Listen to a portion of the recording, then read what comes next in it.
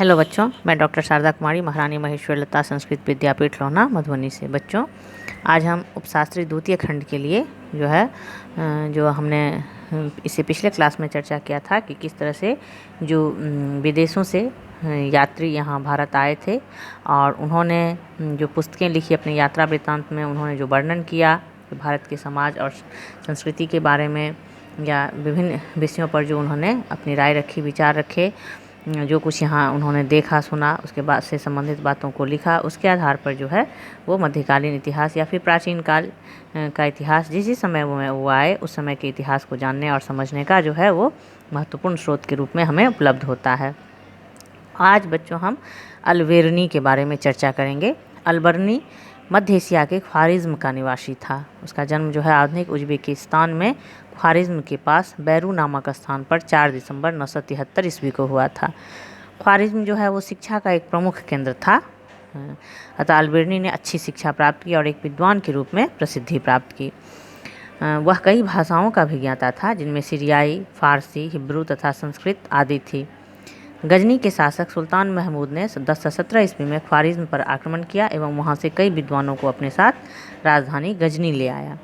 इसके बाद 75 वर्ष की आयु में अपनी मृत्यु सितंबर 1048 ईस्वी तक अलबेरनी जो है वो गजनी में ही रहा।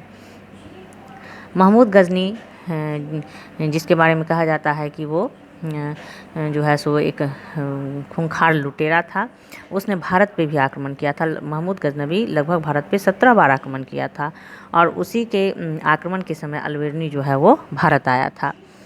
महमूद गजनवी जो है वो भारत आता था और यहाँ से धन संपत्ति इत्यादि लूट करके वो फिर अपने राज्य में वापस चला जाता था। इस तरह से उसने 17 बार भारत पर आक्रमण किया। भारत पर उसने साम्राज्य तो स्थापित नहीं किया, लेकिन भारत से काफ़ी कुछ वो लूट के ले गया। उसका सबसे खतरनाक आक्रमण जो है वो सोमनाथ के मंदिर पे हुआ था, जहाँ पर उसने काफ़ी मारकाट मचाई थी और उस मंदिर में उपस्थित धन संपत्ति को उसने काफ़ी लूटा था। तो ये जो अलबेरनी है वो महमूद गजनी के भारत आक्रमण के समय ही जो है भारत आया था और उसने भारत में जो कुछ भी देखा उसका वर्णन उसने अपने वृत्तांतों में किया। अलबेरनी ने भारत पर अरबी भाषा में लगभग 20 पुस्तकें लिखी, लेकिन इन सब में जो उसकी पुस्तक है, जिसको हम किताबुल हिंद अथवा तहकीके हिंद के नाम से जानते हैं, वो एक बेजोड़ ग्रंथ है। उसने इस पुस्तक का सृजन 30 अप्रैल 1030 ईस्वी से 29 दिसंबर 1031 ईस्वी के बीच किया। अलबेरनी इस पुस्तक किताबुल हिंद के द्वारा अपने स्वदेशी भाइयों के सामने भारत के दार्शनिक और ईश्वर तत्व विषयक सिद्धांतों का विस्तृत वर्णन रखना चाहता था। वह लिखता है कि उन लोगों के लिए सहायक जो उनसे हिंदुओं धार्मिक विषयों पर चर्चा करना चाहते हैं और ऐसे लोगों के लिए एक सूचना का संग्रह जो उसके साथ संबद्ध होना चाहते हैं। अलबेरनी ने इस पुस्तक के लेखन के लिए प्रायः अधिकांश भारतीय धर्म ग्रंथों का अध्ययन किया।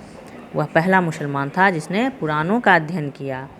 भगवत गीता के पवित्र विचारों से वो अत्यधिक मोहित था। उसकी गणित एवं ज्योतिष में अत्यधिक रुचि थी। भारत आकर उसने संस्कृत भाषा के मूल ज्योतिष ग्रंथों को पढ़ा। अलबेरनी ने ब्राह्मण, पुरोहित एवं विद्वानों के साथ कई वर्ष बिताए और संस्कृत धर्म तथा दर्शन का ज्ञान प्राप्त किया। उसकी इस कोशिश को हम देखते हैं कि वो एक सच्चा इतिहासकार था और एक इतिहासकार को अपनी पुस्तक लिखने से पहले, ऐतिहासिक पुस्तक लिखने से पहले, जिस तरह से उस समाज के बीच में रह करके और उसको समझने और उसको जैसे पुस्तकों के अध्ययन के माध्यम से या फिर लोगों के बीच रह करके लोगों को समझ करके वहाँ के समाज के बारे में लिखा जाता है, उस तरह की प्रक्रिया उसने की। ऐसा नहीं कि जो कुछ उसने सुना और थोड़ा बहुत पुस्तक अध्ययन करके और जो उसके मन में विचार आते गए उसको वो लिखता चला गया। ऐसा ना करके उसने मेहनत की और यहाँ हम देखते हैं कि वो ज्योतिष ग्रंथों को पढ़ता है। इसके अलावा ब्राह्मण, पुरोहित एवं विद्वानों के साथ समय बिताया ताकि यहाँ के धर्म और दर्शन का वो के बारे में समझ सके और तब उसने इस पुस्तक को लिखा। संस्कृत भाषा के बारे में उसके विचार जो है वो इस प्रकार थे कि यदि आप इस कठिनाई, संस्कृत भाषा सीखने की इस कठिनाई से पार पाना चाहते हैं तो यह आसान नहीं होगा, क्योंकि अरबी भाषा की तरह ही शब्दों तथा विभक्तियों दोनों में ही इस भाषा की पहुंच बहुत विस्तृत है। इसमें एक ही वस्तु के लिए कई शब्द मूल तथा व्युत्पन्न दोनों प्रयुक्त होते हैं और एक ही शब्द का प्रयोग कई वस्तुओं के लिए होता है, जिन्हें भली प्रकार समझने के लिए विभिन्न विशेषक संकेत पदों के माध्यम से एक दूसरे से अलग किया जाना आवश्यक है। तो उसे इस बात की भी समझ थी, संस्कृत भाषा का भी वो ज्ञाता था और उसकी अच्छी समझ वो रखता था। भारत का जो प्राचीन काल का मूल ग्रंथ है और भारतीय समाज को जानने के लिए हमें इन संस्कृत भाषा में लिखे हुए पुस्तकों को पढ़ना आवश्यक होता है एक इतिहासकार के रूप में, और अल्बेर्नी ने वही किया।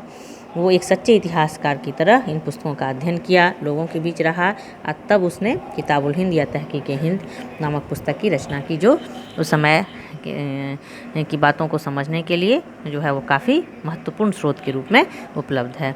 तो आज के लिए बच्चों इतना ही। अब अगले क्लास में हम इससे संबंधित बातों पे और चर्चा जारी रखेंगे। तब तक के लिए धन्यवाद।